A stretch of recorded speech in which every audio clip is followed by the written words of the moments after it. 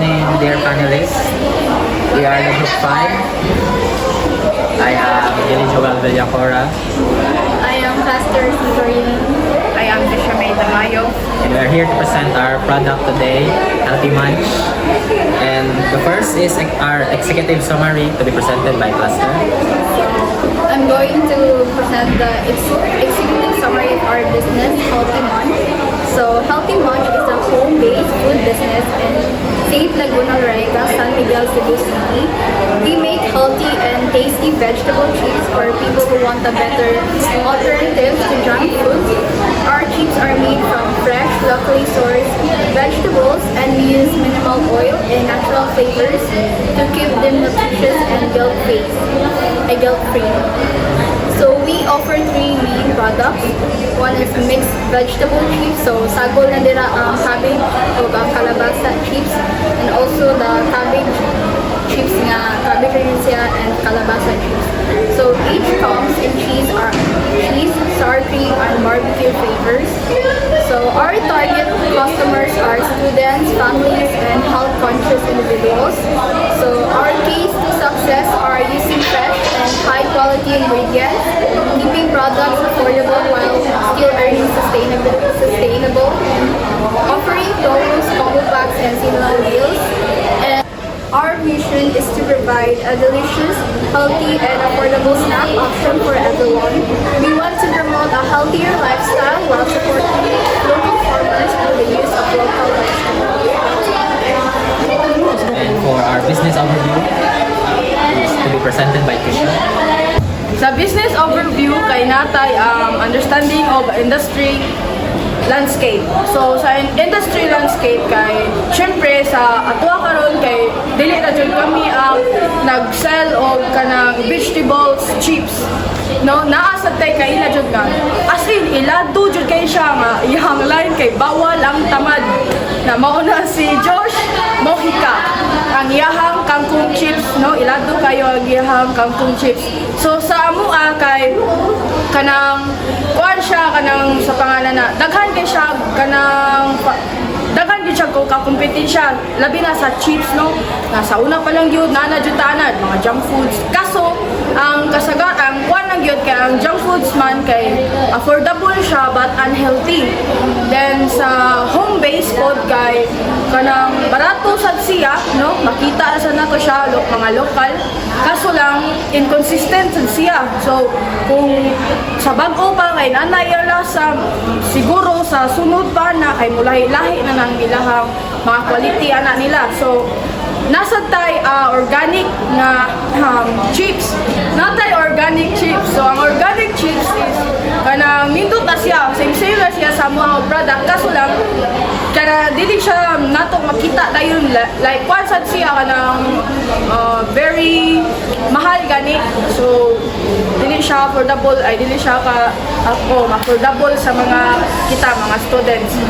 Then sa katusang so naa sad tay same sa amuha nga product, mga healthy kanang chips. Kaso lang kasagaran gyud sa tuwa karon nga makita nga mga healthy nga chips kay mahal jud kay siya. As in mahal jud. So kaysa sa kanang amuha, no, is one affordable gyud kay siya labi na sa mga students na nangita og bangko na sa panglasa, ganana sila mag healthy living. So parang okay kayo. So second is identify the target market. So sa among among target customers kay mao ang mga health conscious people and the students of ang families.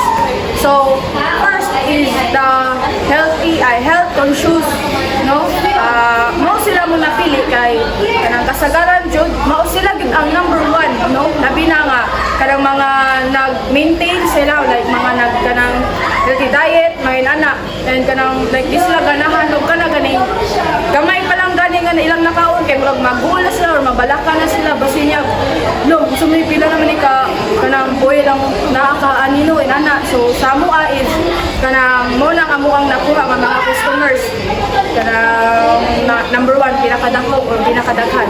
And the second is the students. Ang students pod kay kanang kita, no, kami kay nangita mi og kanang mga affordable, no, o kanang like pasok sa panglasa o kanang bag-o and healthy food, no, kay since nga atong naanda na lang jud is mga unhealthy nga junk foods or chips. So kana sa karon is murag nagkatiguang naman, so need jud ta nga murag iusab-usab na nga ato ang panganon. So ikatulo or the last one is the families. So ang families is kanang syempre no, ang mga ginikanan is mabalaka gyud or kanang magbantay gina silang kinaong sa labi na silang mga anak na syempre kanang ang mga bata is hilig jud biya og mga pagkaon or bisag unsa nga makaon. So sila nga as a parent pod nga nagtigumas ng mga anak nag kanang naipagtagad no kay kanang di nila pasagdan nila anak bisag unsa lay panganon nga chips. Syempre naman tay vegetable o affordable sad nga chips dire nga naasay nutrition or bisag or kanang like makuha na kanang indot sa kalawasan. So muna siya pasok kayo ang kaninga kanang healthy match. So the last one is the market opportunity. So ang market opportunity kay nadiri ang kanang kung sao na mo, no? Sao ka na mo nga para mo ilado ang business, no? Labi na nga daghan kaayo gyud og mga kakompetensya sa muang business. So karon kay kami as a Gen Z pod nga mga tao kay among gamiton ang among ato ang paborito o di kita mabuhay kung wala na sila ang social media. So ang social media na dira ang Instagram, TikTok, and Facebook. So mo na ang among gigamit para mailado ang among business. So kanang since nga daghan naman jud kayo no, worldwide man jud na ang kanang mga website o kanang mga social media. So nagay possibility or big possibility nga daghan jud kayo ang makakuha about or maabot jud ang among business or among product jud mismo sa sa mga tao, no, daghang tao nga ara magsugod nga nag-increase ang among kanang mga ceilings, no. So dira na mo maibawan if kanang usay mo ang dapat ang buhaton para kanang mo increase siya sa pay dapat na mo ma-improve ba. So yeah, that's all. Thank you. And for our statement of the problem, the problems nga among na-encounter karon is chips is dali siya mo kumo and mahalang packaging nga among napili. So our proposed solution for that is to research recipes to modify nga kuan mas madugay siya o kanang humok ang mga chips namo. And for our packaging is mag-canvas pa lang isa carbon for cheaper options and our sticker sa among packaging. And value sa among proposition is if makomplete ni namo sa among staleness and sa packaging, we ma-increase ang kuan crunchiness sa among chips and mas nindot ang tanaw sa product namo tungkol sa packaging. And our implementation plan is, since we are a home-based business based in Lorega, San Miguel, mag-start sa may own small or kanang per order sa mga social media accounts. And budget considerations namo is, like I said sa statement of the problem, wala dyan naman napalit ang actual na packaging namo. And so we opted for the parchment paper nga tampo para masugdan sa chips. And for our financial projection, our accuracy is kanang gihurot din ang buhat sa per month mo nga products o mga sa nang gibutang sa sales forecast. And ang total na mga sales niya is mga over 5,000 units. And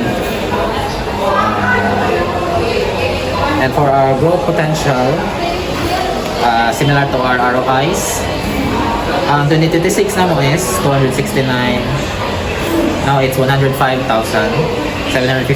and for 2027, increase of 25% for next few years. Projected is kuto from 2027, so anam sa lang sales forecast namo. And for our sales daan is 135,787. And for our ROIs is first year is 352%. And showing siya nga ang investment na mo pag first month 30,000 is na double siya. And for 2027 is 452%. Showing napadyo siya ikada ko per year na sales na mo. That's all. Thank you.